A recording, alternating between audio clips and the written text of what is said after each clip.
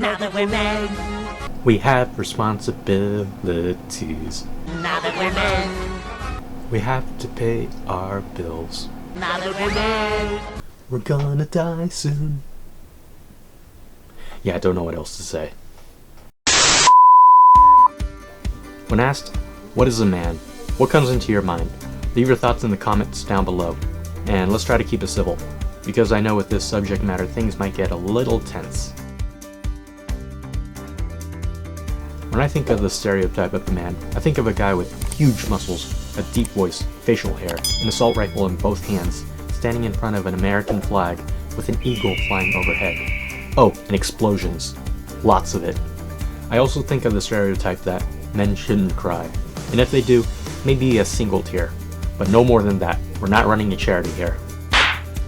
Snap out of it! The list just goes on and on. But that's no man. That's a superhero. I'm a superhero!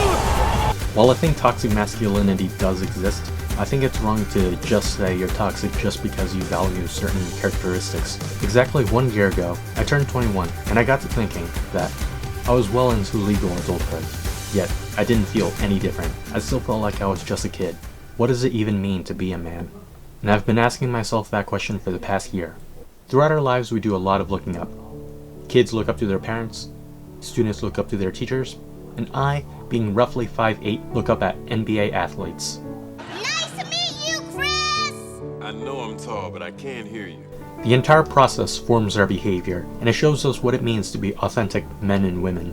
That's why it's so important to have good role models when you're younger. So I, a 21-year-old, wanting to finally get that fabled man card, had to ask myself, who are my masculine role models? I look to Jesus, and I look to the saints.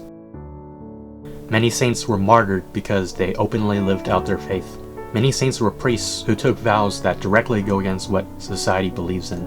For example, a vow of poverty or simplicity to go against the view that money or things makes us any more or any less valuable as a person. A vow of celibacy to go against the culture that we built around lust, sex, and non-committal relationships. This same celibacy also shows commitment to the church as a whole. A vow of obedience to show that no one person is the center of the universe, and to go against the culture of narcissism, selfishness, and self-worship. Jesus also shows us good traits to have in masculinity. He likely helped St. Joseph as a carpenter, because most Jewish fathers during the time of Jesus would pass on their trades to their children. So, like the Father who created everything that exists with his hands, from Psalm 102, you laid the earth's foundations.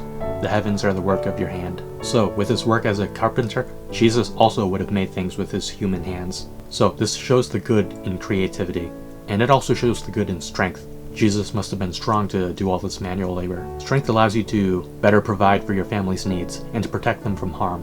Popular culture also says that men shouldn't cry, but Jesus wept in sympathy for Lazarus' death. I think it's healthy to show our emotions, and Jesus, as we've seen, in every possible way showed his human emotions as well. Jesus also showed us a life of service and sacrifice, to give of ourselves for others as a gift. Jesus also taught us to not be afraid in times of uncertainty.